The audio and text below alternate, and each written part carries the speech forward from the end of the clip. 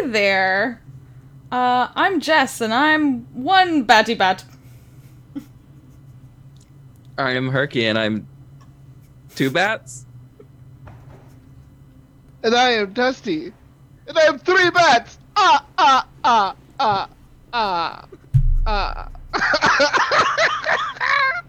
Hi everyone, welcome to Critical Reroll, the podcast about Critical Role. For the critters, by the critters, mess it up, strike it, reverse it. We are talking about episode 142 of... No, this is episode 142. We're at 66 damage for an episode Which of is Critical a Role. decent amount of damage. 66 D6 amount of damage. 6 of them. It's D6. It's D6. Okay. Oh, Yep. yes. We're So gonna this start episode, Stop it. Start it again. this episode started with what I thought was going to be the death of everyone, because it ended last week with a mad rock, and not the little, not a geological rock, but the rock that we all love and know. And this was brought up. I think this was brought up in Jess's chat during the stream. Why do all the rock episodes always end up ridiculous? Because we've had the one big first ridiculous rock episode was cows, because there was a rock involved in that episode in original Vox Machina. And in this episode, I mean, at least they're smart. They all ran away in various forms of jumping off trees and things like that. I don't know. What you guys think about how this started?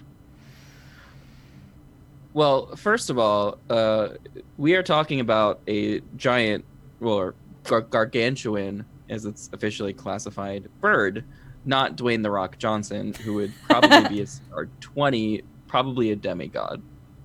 Just set this up straight. Every time you say "The Rock," I can't not picture his face on a giant bird. True. What would be more terrifying now? I'm wondering if they... Nope, that's definitely it. It's definitely just his face on the body of a giant bird. Because we've basically seen that when he did the Scorpion King, I want to say. That was terrifying. When you say that, I just think of a bad CGI version of a rock with a bad CGI version of the rock's face on it. Because I just think of that Scorpion King. Yeah. So like they infiltrated a rock nest, right? It wasn't just like, there was a rock around. They literally went into its home. They were rocking around the Melora tree. And that's why all of the badness happened, right? Like, rocks are big old birds that hunt sometimes, and they talked about them later in the episode as things that they need to defend from. But they're not like inherently evil creatures. They're just like neutral. It's just like a bear. Like bear's a scary thing, but like it's not gonna like chase you down and hunt you unless you really piss it off and do what they did. Yeah. I mean, valid. Like it's like any creature, and also, it turned out it had a baby and it needed to feed it, and they were like offering it takeout. So how do you refuse? Yeah. And also make sure, just to put a picture in everyone's mind, that you're also picturing this baby with baby Dwayne "The Rock" Johnson's face on it. I didn't think it could get more terrifying, but it got more terrifying. I would like to. Which I think I can picture that, because there was a restaurant I used to go to in Hilo in Hawaii that was like he won one of his favorite restaurants and his grandfather's favorite restaurant, and there's like a little picture of a kid rock next to his grandpa. So like ba with the ba? Yeah. Cool. What happens here? Jester becomes a leaf. That's the best thing that happens, right? That was the best thing that happened. I immediately, unfortunately, made Wash from Firefly jokes and just waited until they did the same, and it wasn't disappointed. They also made those jokes because it was the easiest reach. Like it was It was right there in like grabbing range. It was right there on the wind. Yeah. I mean, that was like I gotta give her credit for just being like, okay, we're in a tree. Yeah, I'll just turn into a leaf, and no one will think any different. Yeah, and everyone was making fun of her and being all like rough, like, why would you turn into a leaf? It can like get that. It can like eat you. It'd be like, it's not. If it ate leaves, there would be no leaves on this tree. It doesn't eat the leaves. It's a carnivore. It doesn't want to eat a leaf. I feel like that's somewhat valid. Yeah, and I mean, you have 3 whole turns of falling there. Like, they were in the air for a while, so she has to do whatever she can to not die. And I mean, cleric spells. What else would she have? Like, all she can do is like grasp at straws and just mostly hope that the bird doesn't try to attack her. Yeah, I mean, it was a solid plan to just kind of like be less out in the open, be more inconspicuous than the people around her. It's like the problem of like you don't have to be the fastest runner, you just have to be faster than the slowest runner, sort of thing. You know? And they were pretty, I guess, probably spot on that they immediately went into like run mode rather than trying to fight the rock. Because like, listen, I never want to fight the rock, but they have you smelt his cooking? No good. Do not want. But they had used so many spells just trying to get up the tree and whatnot that they were already at like kind of a disadvantage.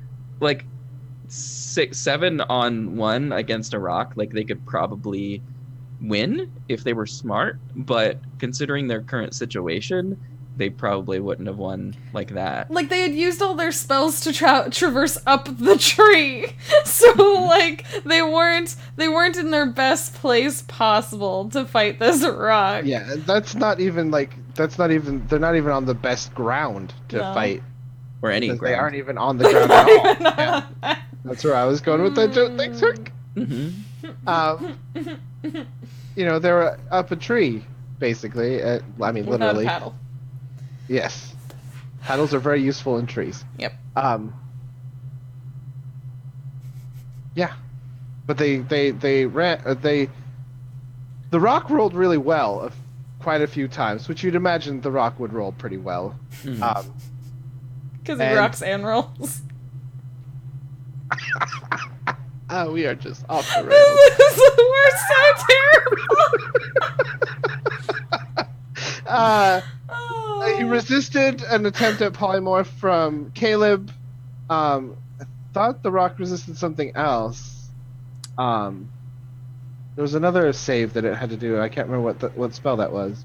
Oh, it was command. Didn't Jester try to command? No, she commanded the bat, and it ran home for 1 round and then came back. I think you're right. I think there was something else. I just don't remember what it was. But as they fell, they were definitely between a rock and a hard place.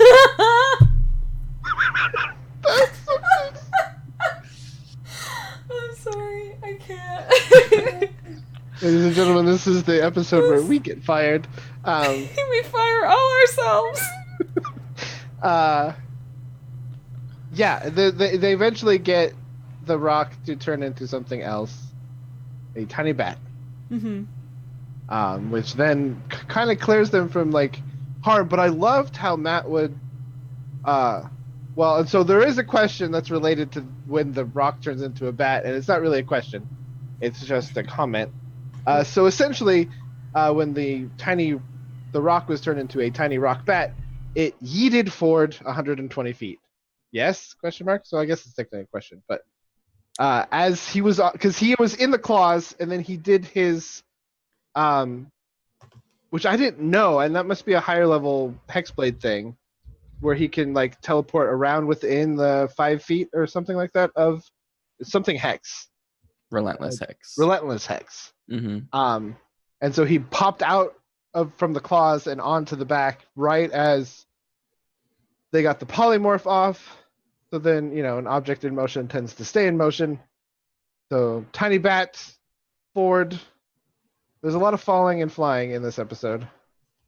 Yeah, I mean, the rock was flying at that speed. So, I don't know. Ford's going to continue flying at that speed. I mean, it just makes sense, right? I like that they've been using polymorph lately to make things small instead of make things big. You know what I mean? Instead of they have done the regular, like, because Caleb still made himself into like a giant eagle and such. But I like that they have been like working on, wait, what shapes can we make where things can't hurt us, but maybe, and they've like tested the waters because they did that like bull that one time and that didn't go super well for them. Yeah. They did the whale. That was a really, really good one because it made it like massive and hard to kill, but inept, like it unable to do anything, you know, on the ground. They've also done poorly a few times. Yeah. No, that was pretty smart. Yeah, I mean, Caleb tried to turn it into a sparrow originally when it resisted. Was that what he was going for? Yeah, he was going for a sparrow. I mean, I guess it's smart that they did some sort of a flying creature, so it didn't immediately fall to the ground and turn back into a rock. Yeah, because that would have been not the best. But would have sort of been in the line of the Mighty Nine's decision making that they've proven over the last 65 episodes. Whereas that they just don't think things through. I feel like they think well enough and then they try stuff and some stuff doesn't work, and that's how stuff goes sometimes. Sometimes stuff doesn't work. And I'm just happy they've been trying things, and I like all their uses of polymorph lately. Okay. I like that we had a little bat. I do like a little Batman, a lot of people, little friend. A lot of people only ever use polymorph on things. Yeah. I like the fact of using it on yourself to become thing. It's like, you know, as a beast shape sort of thing. Oh, I thought polymorph mostly got used to, like, Yeah, I thought that was its primary use. Yeah, so that's why I'm saying that I really like seeing people turn. I really like seeing them sort of use it to incapacitate, but not, you know what I mean? Like, in that sort of way. I'm a big fan.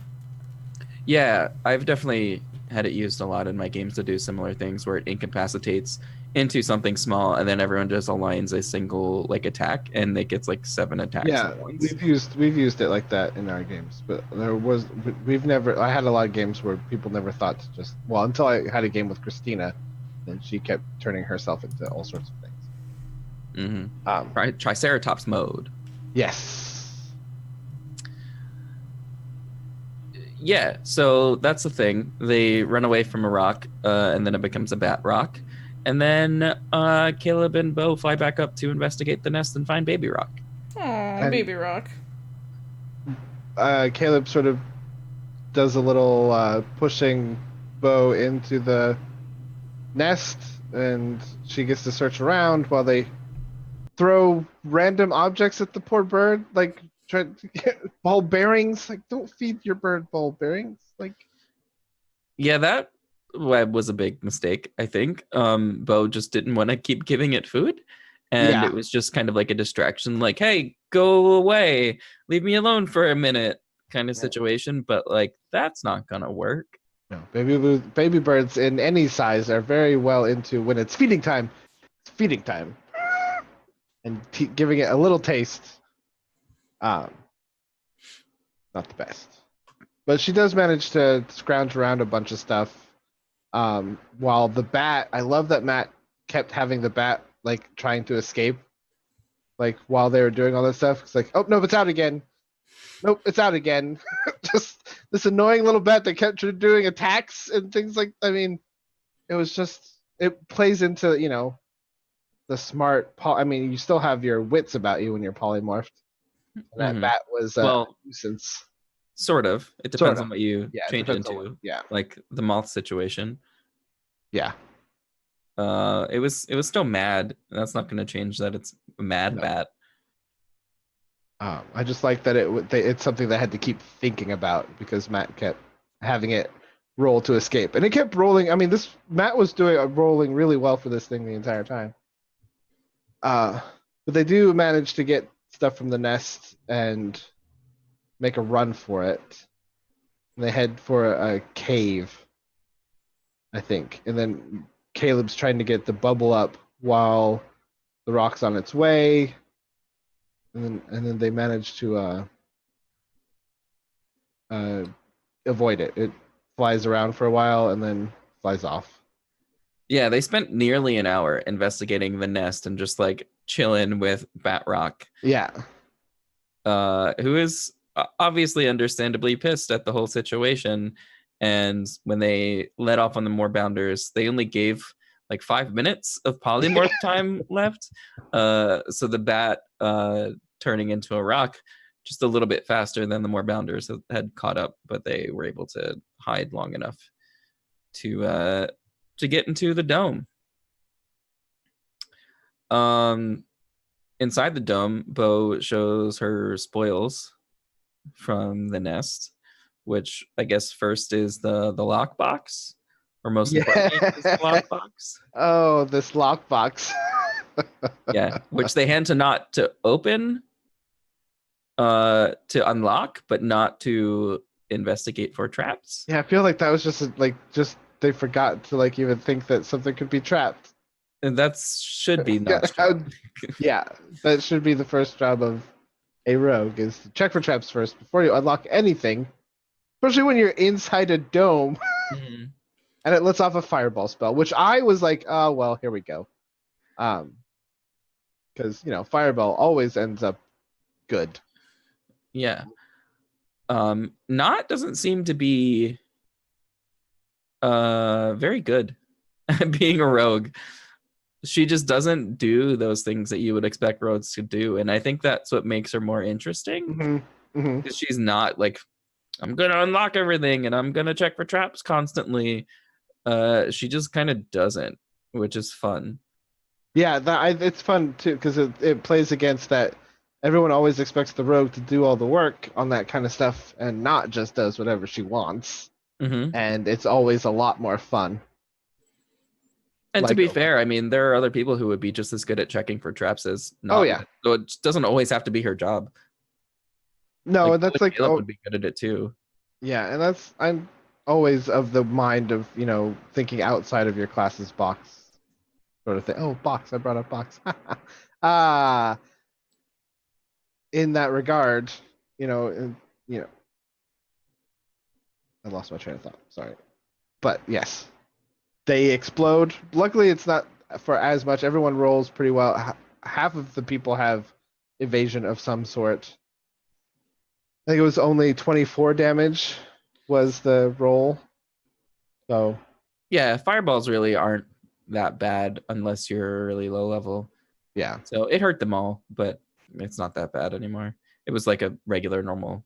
Yeah, they're all pretty beefy. They're all in the 70s now, I think, hit point wise. So although I do wonder, like, man, what kind of people just go around just like trapping their boxes and shit? Like, what is their like plan? They're like, oh well, if someone finds this box and it's not mine, then like this will kill them. But then like the box is still going to be open, and whoever else is there, if they're not dead, will just like take whatever's inside. Yeah, I feel like it's really dependent upon like where are you leaving your box? Because if you're leaving your box in like your house, and then even if you're trying to stop someone from stealing your box, should they open it in your house? Now you have no house, because that house is on fire. Yeah. Like where like it's very specific when it makes sense to have a fireball spell as the trap. And I feel you want it to have something that if whatever's in the contents is destroyed, so that you can, even if they do survive, like I would understand putting a fireball spell in like an important documents. You open it, boom, oh, but if they survive, whatever they wanted out of that box was destroyed, and it's like, ah-ha-ha! Like you got hurt and you missed out on your thing, but otherwise, like. But then, like your stuff is gone too. That's true. But it might like no way for you to get it back. Yeah, I think it depends on the case of like I think that could make sense. Like what Dustin's saying could make a lot of sense if it's the sort of situation where like I would rather this be destroyed than anyone else set their eyes on it. Stuff. So it does. I think it does make sense in that situation. But maybe that's just the culture of these worlds. When you got magic, you just trap your stuff, and it's like a lot more commonplace to like check things for traps. Like, oh guys, I'm gonna go over to Bob's house. He invited us over for did you check for traps before you went into his new house? Because you know how Bob is. Oh yeah, can't just walk in. You have to like disarm your front door every time you walk. It's like an alarm system. Some people do have alarm systems, so like An alarm makes more sense than just like pain, but also fireball is just a bad idea. Like a lot of the other traps and whatnot we've seen are like poisons and stuff that disappear. Yeah, poisons or needles. That's what I was gonna say. I can see it making a lot more sense when it's a personalized, like you go to open it and it stabs your hand, or like poisons you or pokes you or something like that. That like a fireball is very. So guys, what was inside? But still, that doesn't get your stuff back. It just like gets slight revenge on the person who stole it. That might be worthwhile. Very revenge-based society. Anyway, there's a ring inside. Yeah. There is a ring inside. A protective ring? A protective ring. Which people are in need of. Mm-hmm. And very I mean, ironic like... that a ring of protection is in a trapped box. I always like that. Yeah, it's like the most useful item because it's just like good for literally everyone. Yeah, like literally get as many There's as you're no allowed. downside. There's no downside, exactly. There's no downside to a ring of protection. Like everyone could stick one on each hand and just like benefit, just reap the benefit. Go out and like copy some. A ring of protection. Yes. Earring, nose ring, tongue ring, just all the things. A goth of protection. Belly button ring of protection. My tum-tum's real good, guys. I need to make notes for my D&D game. I was gonna say like a belly button ring, just like a shield belly button ring would be kind of fun. Someone goes to punch you in the gut, breaks their hand. It'd be great. But it has to be in you. You have to get a piercing for it to work. I'm good. Yeah. I'm ready for this. Can do. Okay.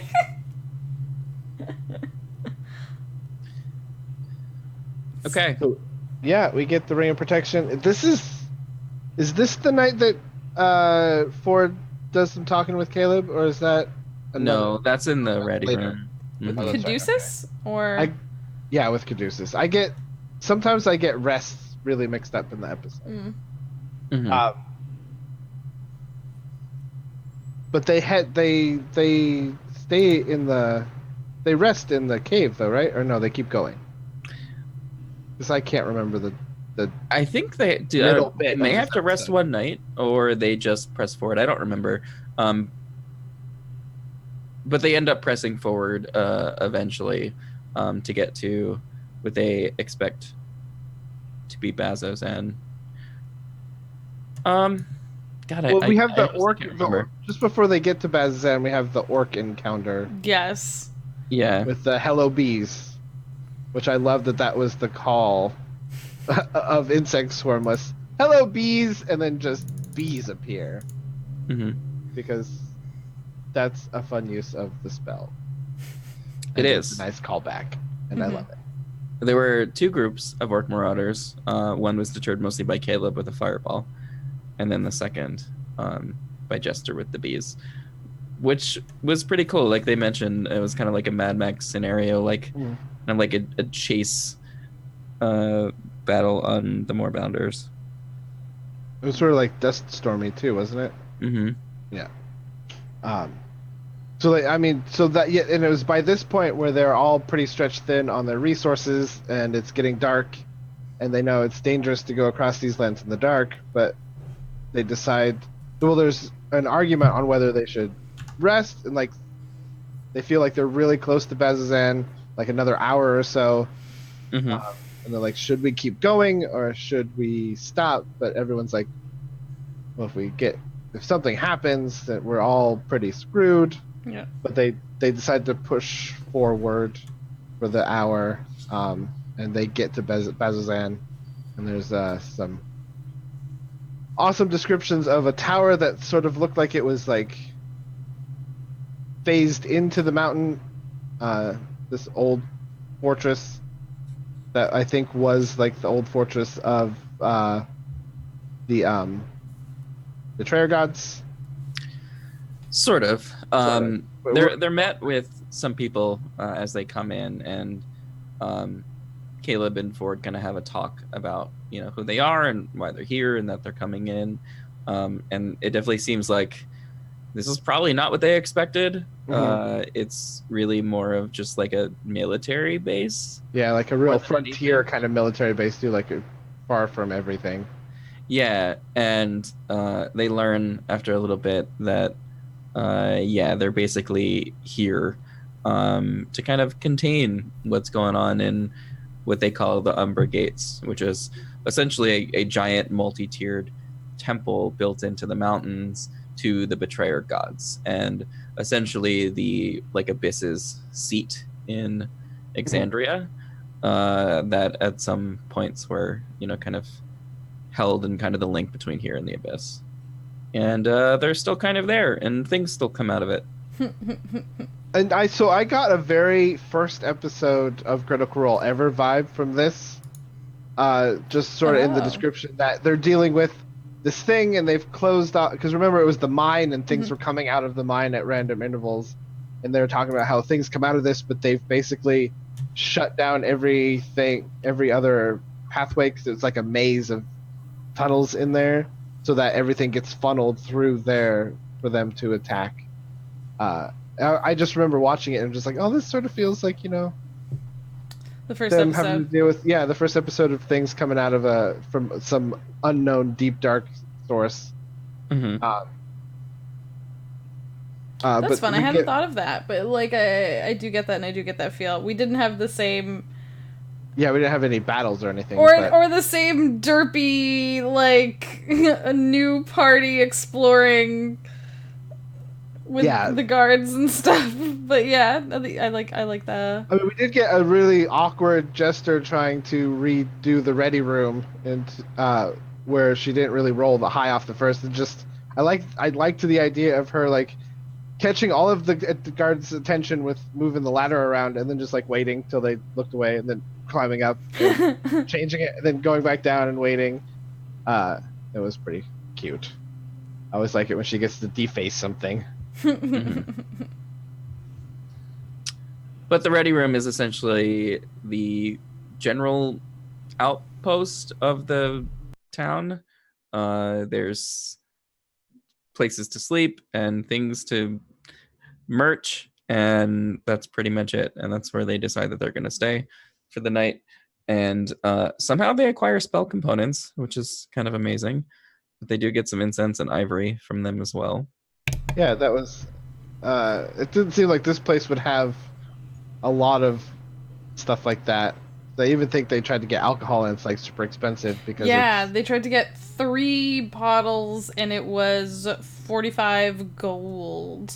And Caleb was like, "Oh, 1 bottle, please." So that's hard to come by out here, huh? Like, yeah. Well, like Matt said, like 15 gold is the standard price for a fine bottle of wine, but that's a little bit different than just some beer or whatever. Yeah. Looking for some good alcohols. Yeah, and like I think it was Taliesin who pointed out, like we often, once you get into higher level campaigns, once you get used to like earning, hundreds upon hundreds of gold per mission you do, you don't stop to think that like a regular person, like it's decent wages to make a gold a day or a week or something like that. So the fact that they're like getting, 1,000 gold at a time. yeah. I think isn't it like a comfortable lifestyle is a gold a day or something like that? Yeah. Like, yeah, you're living pretty decent if you're making like a gold a day. Yeah. So that's like, yeah. A fine bottle of wine is not something that most people are having all the time. So. That gets saved up for special occasions. Yeah. Exactly. We do have Knott's flask has gone missing somewhere between the Rock and Spazazan. And Sam, as Knott, accuses party member by party member in a very short and then super inflammatory instantly way. Where did you say my fucking kill you? Like, just. And like I don't understand. I don't know when that went missing, and I don't know who's the culprit of it, and I don't know what Matt's up to in that it's not there anymore. And And there is a question that pertains to this in that, do you think it's basically who done it Knott's Flask edition? Like, do you think this was a party thing, or do you think it was, because this has been a conversation with Knott, and this has been a thing that Sam has been actively role-playing, I guess. I have to admit that I personally had no idea, because while I'm doing finger quotes here, guys, watched this episode 3 times, because I did kind of I like Air it was quotes again. air quotes, because like just I let the episodes wash over me while I'm actively also doing work sometimes, so I kept missing the interactions where like I get like the time period in which the flask would have been taken. So I knew the flask was gone, and I was like, did this play out on screen? So someone else had to tell me that what their suspicions were. Did you guys like catch it? Because I did not. No, because like I knew going in to my rewatch that I should pay attention to this, and somehow it just kept slipping by me every single time. That's what I mean. Like, I knew that this happened after my first watch. And then, like, the second and third, I was like, hey, I should try and catch who stole it. And I still did it. Like, I still did it. So I didn't catch anything during the episode, but like people are saying in the chat, I 100% thought, and before being confirmed by anyone here, that it was 100% Jester. Yeah, I had to have someone else tell. In the cave. Yeah, someone else was like, "Oh, when I like someone obviously more observant than me was like, "Oh, did you notice like when Laura was like rolling on the sly and like doing like stuff?" And I was like, "What? No." Nope, like, yeah, it was totally Jester stealing the flask, and I was like, I did not catch that. So obviously your passive perception is higher than mine. Yeah, no, I didn't see that, but she's the only one that makes sense. And there was the thing like last episode where like, I think it was the last episode, maybe 2 ago, where Knott started drinking again, and you could see Laura's reaction to it on screen, and how Jester was not happy with Knott's drinking again. Oh. And she's the only one that would be sneaky enough and would want to steal things from people, I think, even though it's for a good cause in her mind. So she's the only one that I thought would actually do it. I love that. I hadn't thought of that. I didn't notice that Laura Bailey had been RPing that as Jester for a while. That is amazing. And it really adds to it. That's like so wonderful. And I do agree with you that it makes perfect sense for her to play that out as her character, who she would feel that way and want to do that. Like, that makes a lot of sense, and that's really great. I had no idea, and I'm sad that I missed it. And luckily, Gormier in chat has posted a clip that I'm going to watch afterwards of apparently the moment when the flask was taken, because critters are wonderful, and obviously clipped this, and I'm excited. Do you have the moment when Laura reacted to Sam saying that Knott was drinking again? Because that would be great too. Can we hire you? Can you just you clip master? Yeah. Clip master Gourmet. Yeah. Oh, I kind of like the sound of that. You hired. So we get the rest here in Bazazan. And we get some RP between Ford and Caduceus, in that Ford tells the story of the Wild Mother offering him respite, and he's very curious about the Wild Mother and who worships, and Caduceus kind of shares that his family has been in the Wild Mother worshipping business, for lack of a better word that I could think of at the time, for like hundreds and hundreds of years. And I think he mentioned that he knew like 3 other like families that like actively have worshipped the Wild Mother for a long stretch of time. Pre-stream, I had kind of talked about this with Jess. Jess, you kind of had an opinion of since the resident Ford expert. I don't like it. I just don't like it. I don't like if I felt like this was coming from a genuine place from Ford, if I felt like he was actively interested in the Wild Mother and what she represented and was like, hey, this does suit me better, like, hey, this is a better life, it suits better with what we're doing, it gets along with, that's not what I got from that conversation. I don't know if anyone else felt that. It felt slimy and awkward and not like something that was coming from like a good place. It felt wrong to me. I mean, to be fair, I think slimy is the best way to describe Ford in general. However, I also kind of agree. This just feels like Ford being like, I want a new patron, mine sucks, and this is like way better, and like I'm kind of afraid of them. Yep. So this one's cool, I guess. Yep. And So like I feel like he's leaning in. He's like, he's like patting the Caduceus's Wild Mother's crest on, and going like, how many spells does this baby hold? Like, you know, like how much power this Wild Mother gonna give me? You know, like how much freedom would you say that your Wild Mother allows? Like, she cool when I start going full evil, or should I like hold off on that a little while? Or like, that's just the vibe I got. That's like, I didn't like it. I don't like it. Yeah. I like Ford being Ukatoa man. I want him to be that forever until he dies. Which might be soon. Who knows? Considering how everything has been going lately. Yeah. And also, like, John Allison in chat pointed out another thing that I'm interested in. John Allison said it also felt to me like for once Caduceus missed that Ford was less than genuine with his interest in the Wild Mother. I don't know about for once. I feel like that'd be very Caduceus-y to kind of accept and not push deeper, kind of hope the best from his friends-ish. I don't know. Or like you know, like sometimes Caduceus just goes for what's on the surface. Like sometimes, like he's very wise, but at the same time, like I don't think he has a full reason not to trust Ford yet. I don't think they've seen everything we've seen.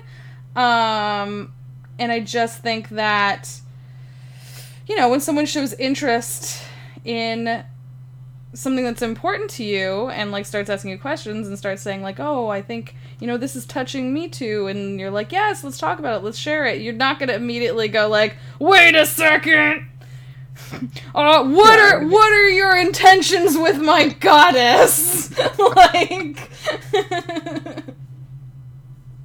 Yeah. Agreed. Everything you just said is correct. Yeah. I completely agree, because sorry. like yeah, it's been said in chat, Galen, like he's the self-preservation type for sure,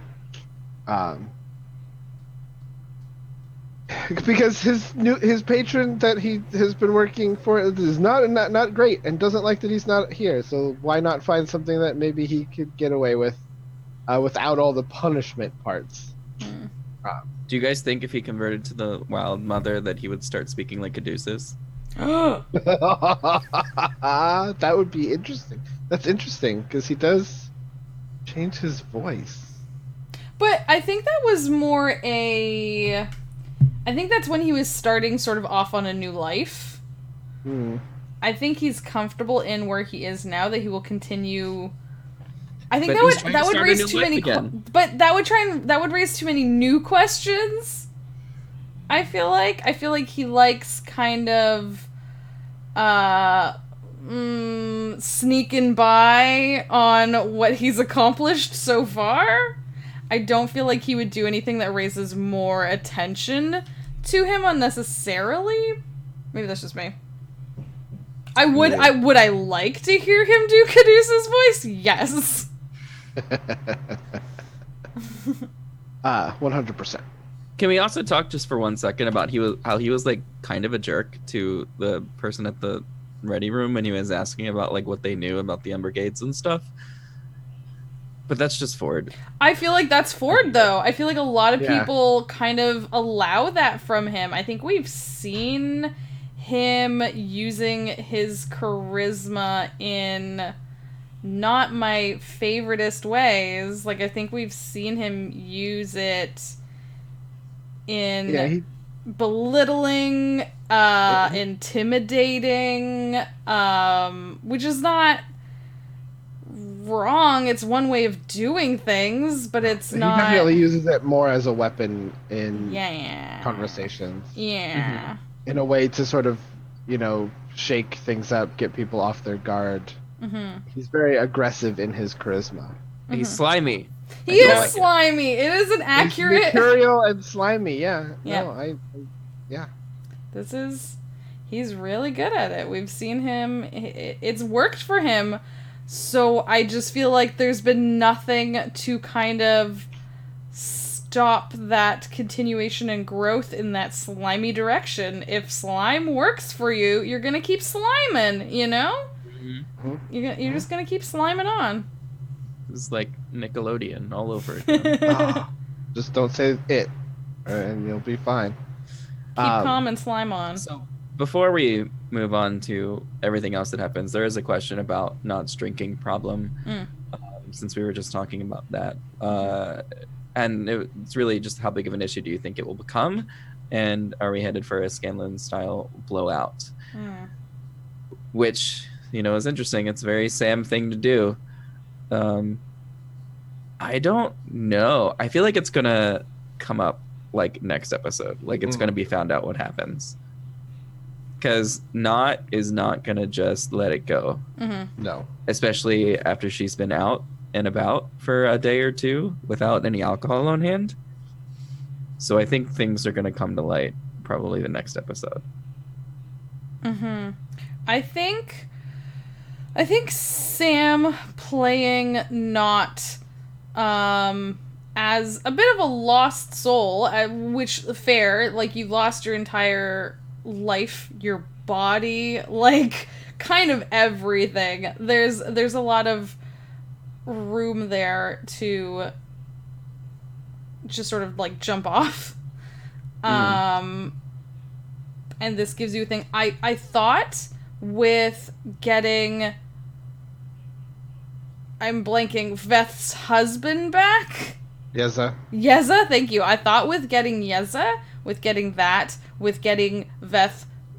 not closer to being back at being Veth, that we were going to lose some of that. And for a while, I feel like we did. I felt like not being with Yeza really started to bring her back to a little bit of what she was, and a little bit of like, hey, I could return to this maybe, like, but away from that good example, it almost feels like she's headed back, like she has rubber banded way back in the other direction, it feels like,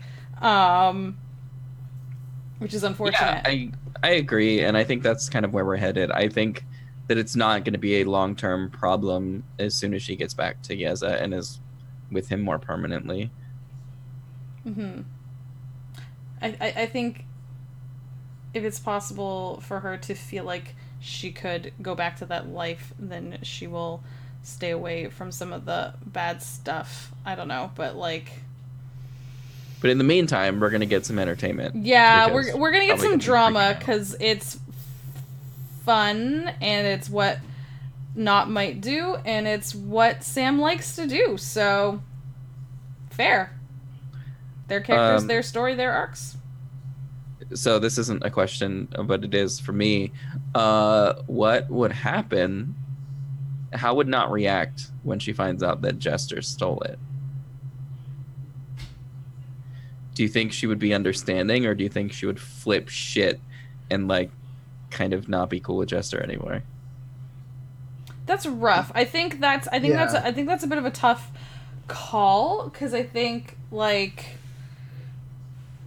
I think it could go different ways depending on what Jester does. Like it depends on how it comes out. It depends on what Jester says. It depends on like I feel like it might be the sort of thing like is Jester going to have a full-on intervention when this happens? Are they all going to support Jester in having this intervention at this moment, or is it going to be Jester off alone for not to put all the blame on and focus all her anger on, and you know what I mean, all that pain and anger has to go somewhere sometimes.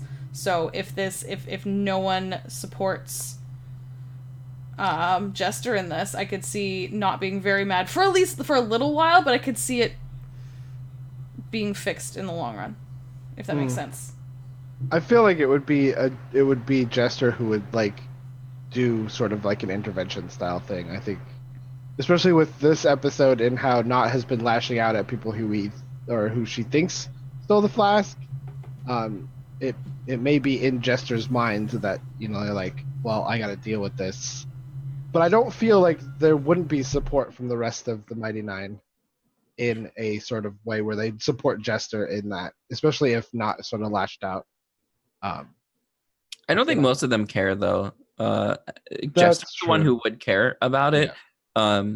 I mean, she and Caduceus are the only ones who don't drink, but Jester's the only one who really cares about other people's stuff. Caduceus would just kind of be like, well, that's your thing, I guess. So I don't know how much they would really support her in this, especially when they, I mean, theoretically would see Not as, a really valuable asset. And if you're taking something away from someone who may potentially need that to, be a functional member of your group, then you could be putting people in danger. As you can see, like, Not is not thinking clearly and being kind of rash in her decisions now.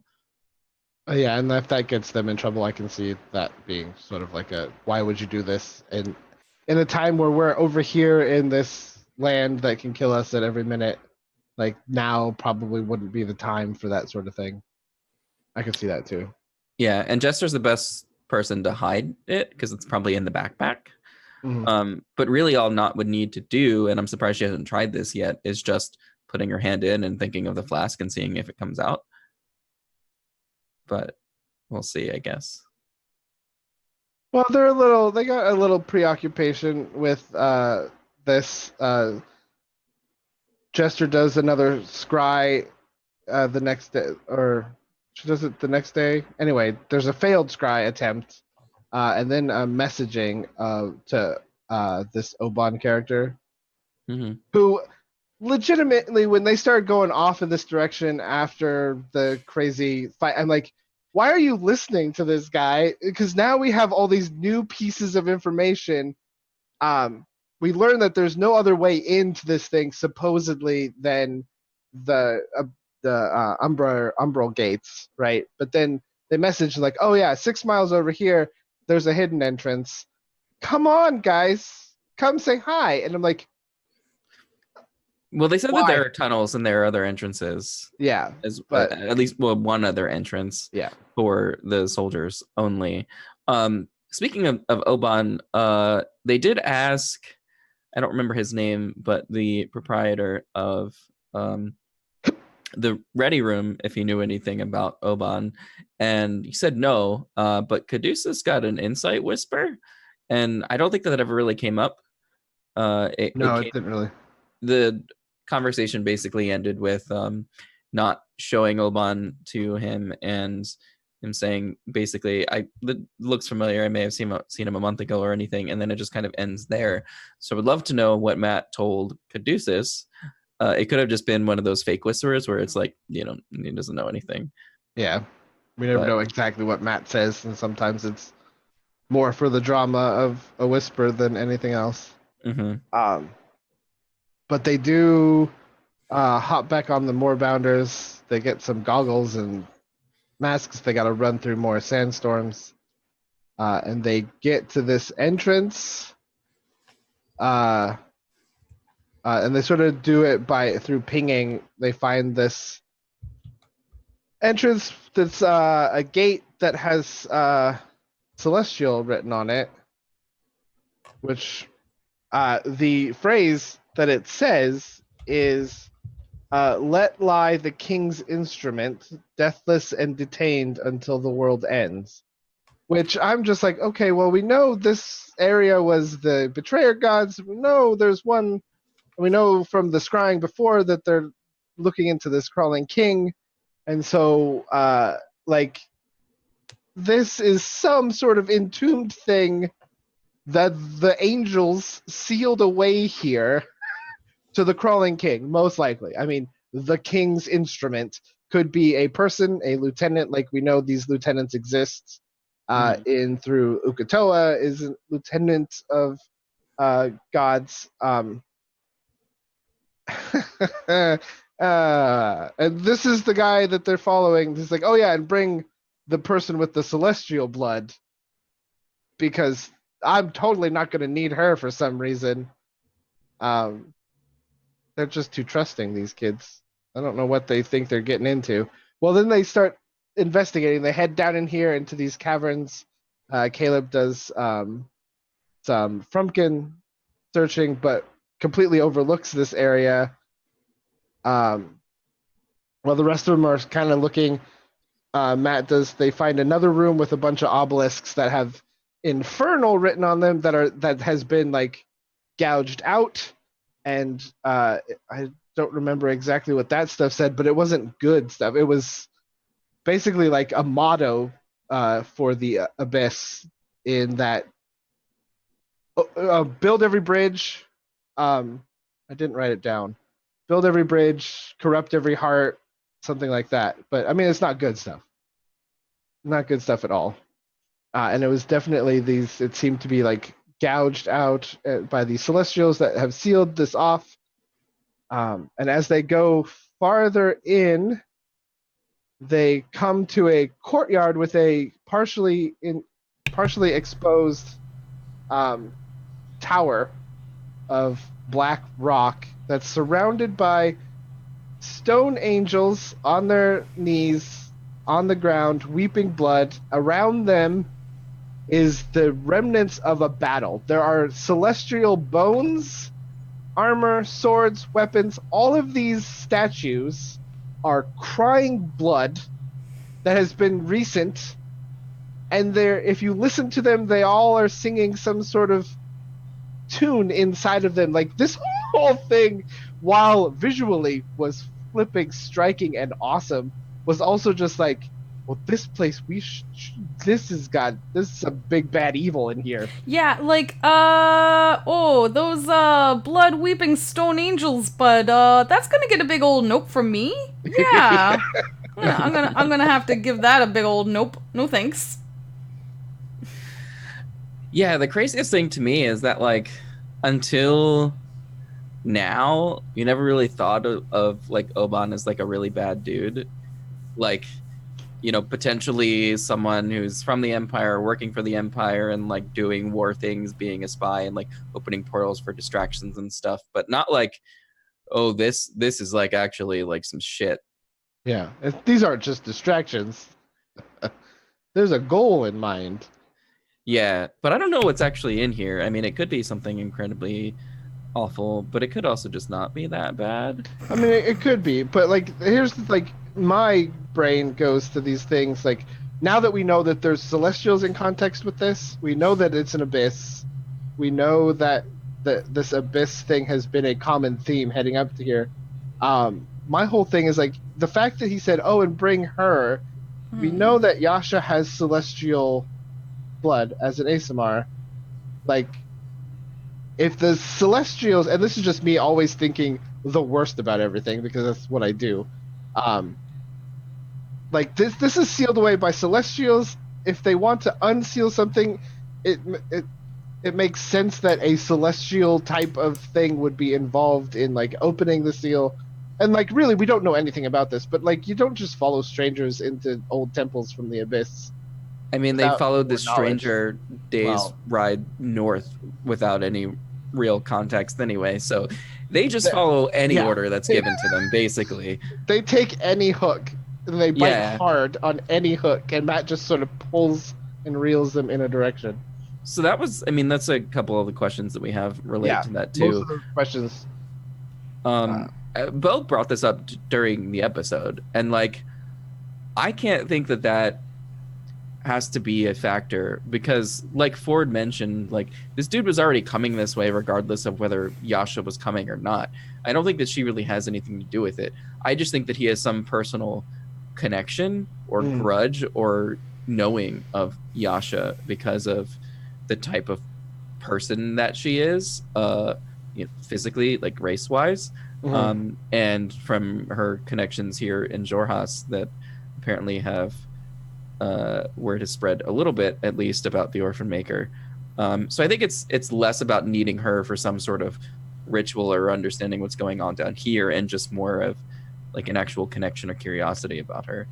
Maybe personally, I mean that's fair. I always go like I said, I always go to extreme measures, and it's always nice to be grounded by Herc's logical reasonableness. Because So like here I'm for it. going like, well, what if the thing that had control of her, why she was like time memory, what if that is connected to this? Like it's all, but that's my job, is to just toss red yarn at boards. Mm-hmm.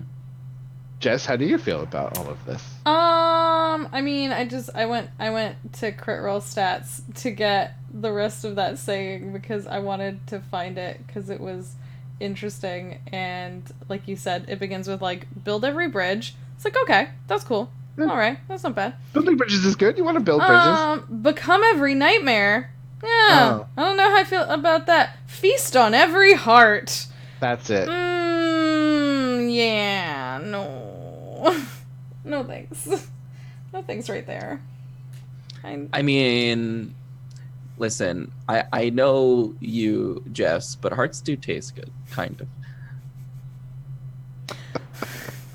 I'm biased because I don't eat meat. But yeah. like but like, are we talking about sharing our hearts with one another? That's okay. Eat your heart Is out, that like yeah, exactly, like metaphorically, like eat your heart out, guys, like, because someone is looking real good, but not the take, bust into someone's chest, take out and chomp like a juicy apple.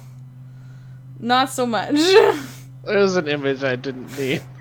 I am motion for everyone listening to the audio podcast. You're missing out because I am indicating reaching into someone's chest and pulling out their heart and eating it. You have to say Kalima first before you're able to pull out hearts. Thanks. Yeah. Yeah, I don't know yet. Like, I honestly don't know. I mean, we don't know, but we know that someone has been. I mean, we know that this Oban guy has been here. He's either activated it, or the mere presence of someone being in here has. Because I don't really understand why the angels are weeping blood like recent, unless that's something that just I think it's a permanent thing. That's what I was thinking too. Like, because Matt kept like saying a permanent it looks like enchantment. it's been recent, but yeah, I feel like it's just something they do the entire time. And whether it gets more intense or less intense with someone's presence. We know that this tower behind this adamantine door, it's up a couple feet, and there's a lot of investigating, and not dives right through the door at the end of the episode. That's where we end for the night. And that is kind of where we end it. And so we don't really know what's going on. I'm just trying to see if there was anything that wasn't covered in the questions here. Yeah. Does anyone feel like Oban is planning to use the 9 to get whatever is in here, or is he simply here on? I don't know, because like we know that these people are unleashing the abyss for some sort of reason. There's so many ways this could go. Is this like, hey, he's waiting inside there for them to show up so he can, like you said, there's the one you were sort of saying, Dustin, where like, is he waiting on the other side of that door to sacrifice Yasha and use her precious celestial blood?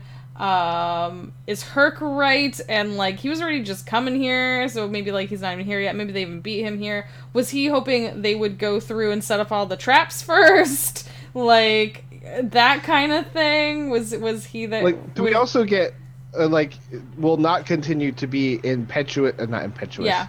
but impulsive But we got through this whole thing and trigger what will eventually be like, all right, seriously, who took the flask?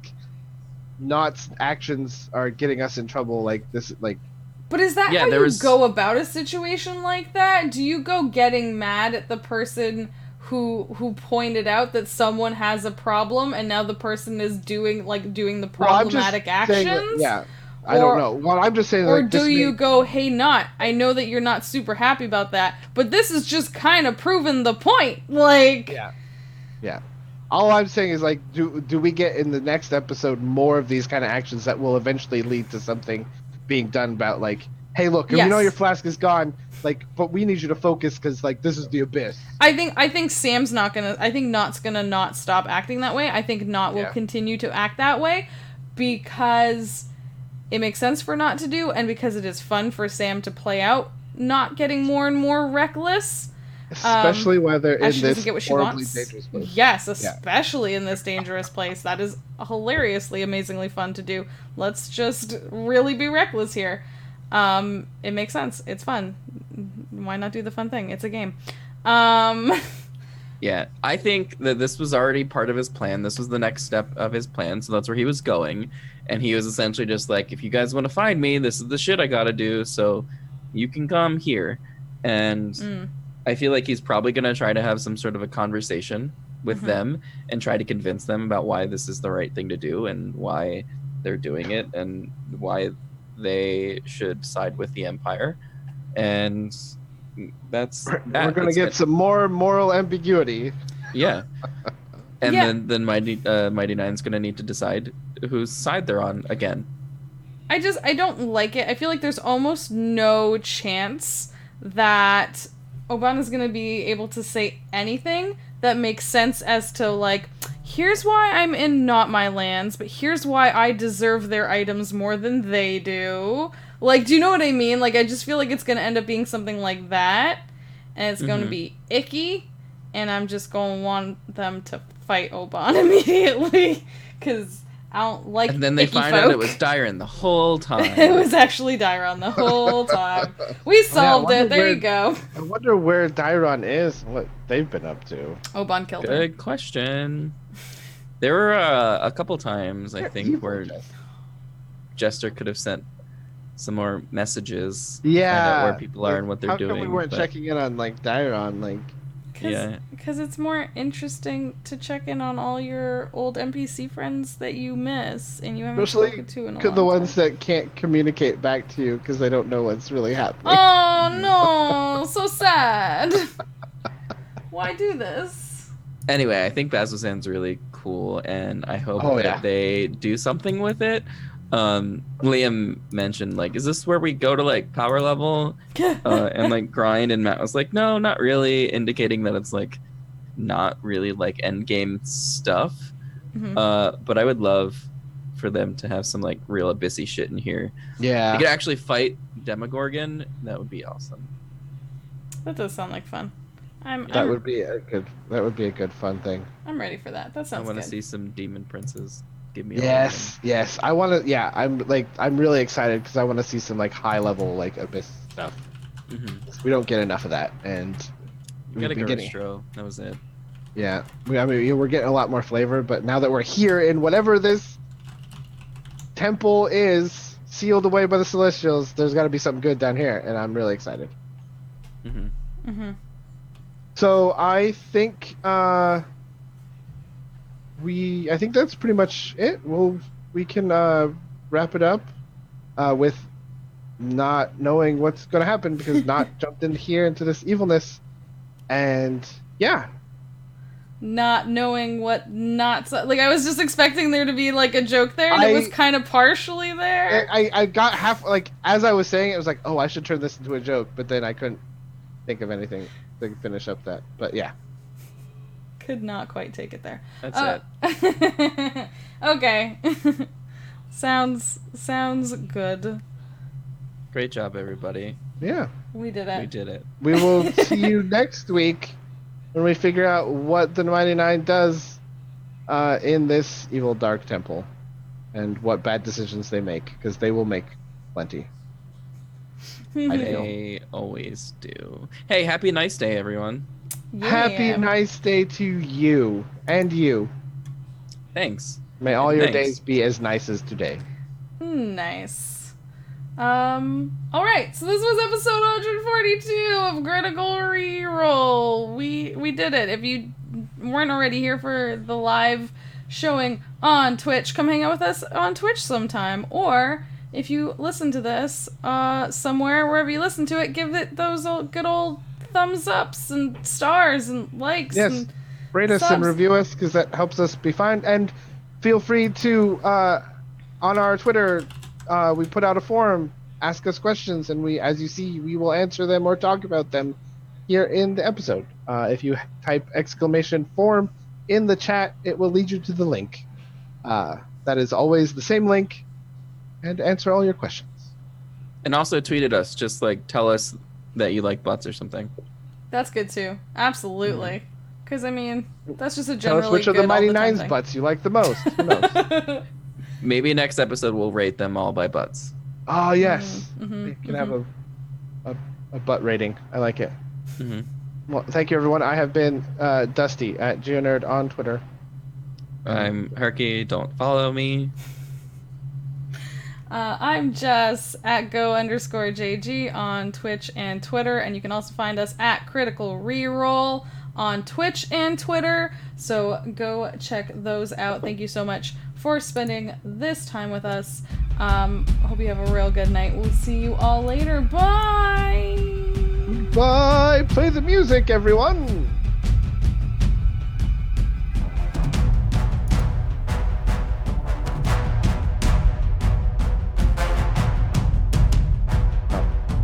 Muted.